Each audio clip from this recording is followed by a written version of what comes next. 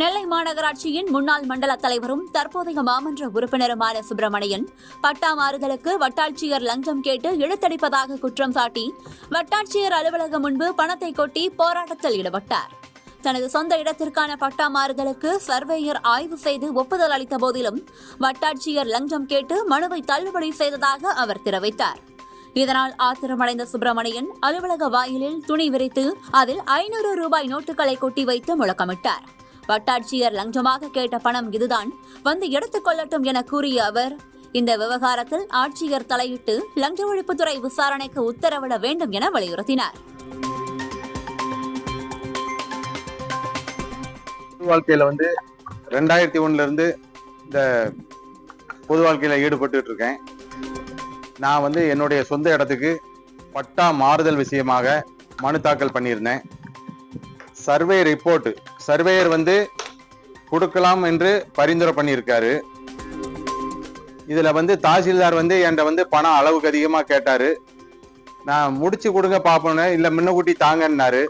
நான் கொடுக்கலன்னு என் மனுவை தள்ளுபடி ரிஜெக்ட் பண்ணி அனுப்பியிருக்காரு. இந்த மனுவோட காப்பி, இந்த மனு தள்ளுபடி பண்ணியிருக்காரு. மாவட்ட ஆட்சித்தலைவர் என்னுடைய பட்டா வெரிஃபிகேஷன் பண்ணும். இது கொடுக்கலாமா கொடுக்க கூடாதுன்னு மாவட்ட ஆட்சித்தலைவர் முடிவு பண்ணணும்.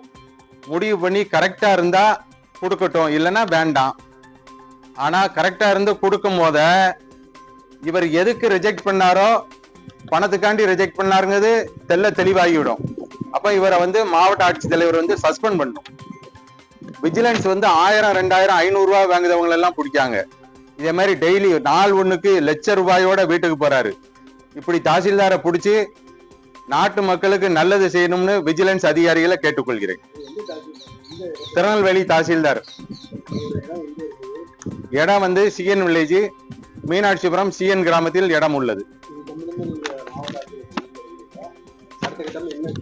அடுத்த கட்டம் மாவட்ட ஆட்சித்தலைவர் நடவடிக்கை எடுக்கலைன்னா மாவட்ட ஆட்சித்தலைவரை நான் பார்த்து நேரில் பார்த்து மனு கொடுக்க. பணம் அவர் கேட்ட பணத்தை இந்த பிச்சையா போட்டிருக்கேன், அவர் வேணா எடுத்துக்கிட்டோம். நீங்க ஒண்ணு இல்ல, இவர் லாஸ்டா ஒரு 20 மனுக்களை மட்டும் விஜிலன்ஸ் வெரிஃபிகேஷன் பண்ணிட்டோம். யார் யாருக்கு பட்டா கொடுத்திருக்காரு, யார் யாருக்கு மனு தள்ளுபடி ஆயிருக்குன்னு. அந்த 20 டோர் நம்பர்ல போய் இவர் விசாரிக்கட்டும், விஜிலன்ஸ் போய் விசாரிக்கட்டும் உங்கள்கிட்ட எவ்வளவு கேட்டாரு, எவ்வளவு வாங்கி இருக்காருன்னு. அப்ப இவருடைய நடவடிக்கை வெட்ட வெளிச்சத்துக்கு வரும்.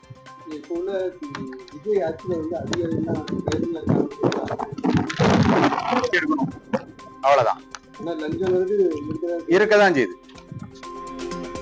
அதிகாரிகள் எந்த ஆட்சி நடந்தாலும் சில அதிகாரிகள், குறிப்பிட்ட அதிகாரிகள், எல்லாத்தையும் நான் சொல்ல விரும்பல, 100ல ஒரு 20% அதிகாரிகள் அப்படி இருக்கதான் செய்தாங்க. 80% நல்லவங்க, நல்ல அதிகாரிகளும் இருக்காங்க. இடம் காளிமனை 24 சென்ட்.